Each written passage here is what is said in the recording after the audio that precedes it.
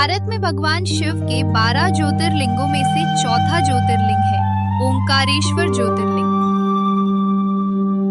कहा जाता है कि यहाँ भगवान शिव स्वयं ओम के स्वरूप में प्रकट हुए थे। नर्मदा नदी के बीच स्थित मंधाता द्वीप पर बना ये पवित्र स्थान दूर से देखने पर ओम के आकार जैसा दिखाई देता है। बहुत समय पहले विंध्य पर्वत को अपने बल और ऊंचाई पर बहुत घमंड हो गया था। उसे लगता था कि वो संसार का सबसे महान पर्वत है।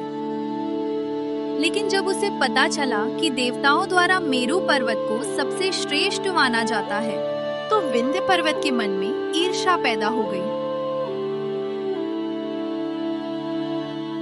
उसने सोचा कि उसे भी मेरु पर्वत से अधिक शक्तिशाली बनना होगा। अपनी शक्ति बढ़ाने के लिए विंध्य पर्वत ने भगवान शिव की कठोर तपस्या करने का निश्चय किया। ओम नमः शिवाय, ओम नमः शिवाय, नर्मदा नदी के तट पर बैठकर लगातार ओम नमः शिवाय, ओम नमः शिवाय का जाप करने लगा। ओम नमः शिवाय, ओम नमः वर्षों तक उसने बिना रुके भगवान शिव की आराधना की। शिवाय, ओम नमः शिवाय, ओम। आखिरकार उसकी कठिन तपस्या से प्रसन्न होकर भगवान शिव उसके सामने प्रकट हुए। भगवान शिव ने उससे कहा, विंध्य, मैं तुम्हारी भक्ति से प्रसन्न हूँ, बताओ तुम क्या चाहते हो। विंध्य पर्वत ने कहा, हे महादेव, मुझे ऐसी शक्ति दीजिए कि मैं संसार का सबसे महान पर्वत बन सकूं।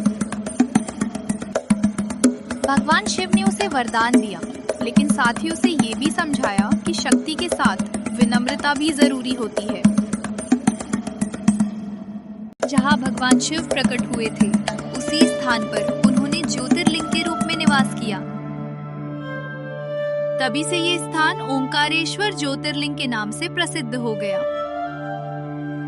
एक और मान्यता के अनुसार यहाँ 2 शिवलिंग पूजे जाते हैं, ओंकारेश्वर और ममलेश्वर। कहा जाता है कि इन दोनों के दर्शन करने से ही ज्योतिर्लिंग की पूर्ण कृपा प्राप्त होती है। हिंदू धर्म में ओम को ब्रह्मांड की पहली ध्वनि माना जाता है। ओंकारेश्वर वो स्थान है जहां ये दिव्य ध्वनि भगवान शिव के रूप में प्रकट हुई। नर्मदा नदी के तट पर स्थित ओंकारेश्वर ज्योतिर्लिंग केवल एक मंदिर नहीं, बल्कि भगवान शिव की दिव्य शक्ति और भक्ति का प्रतीक है। जो भी भक्त सच्चे मन से यहाँ भगवान शिव का स्मरण करता है, उसकी सभी मनोकामनाएं पूरी होती हैं। हर हर महादेव।